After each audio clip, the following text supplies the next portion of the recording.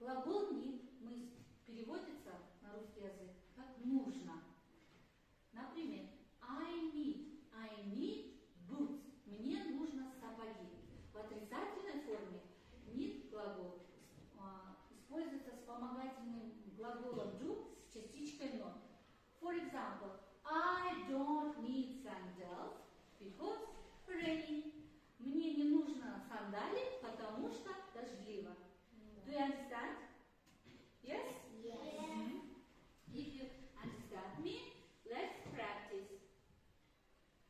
Look at the picture. And what kind of weather? Rainy weather. It is rainy weather. Yes. Так, составьте предложение, используя глагол need. Don't need Севич. shorts. Невич. I don't need shorts. Very good. Мурасыл. I don't need sandals. Асланбек. I need raincoat. I need raincoat. Yes. Севич. Самира. Who wants? I don't need. I don't need. Raincoat. Не, no.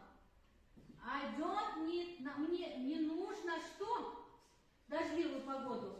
T-shirt. T-shirt. Good job. Next. Бернард.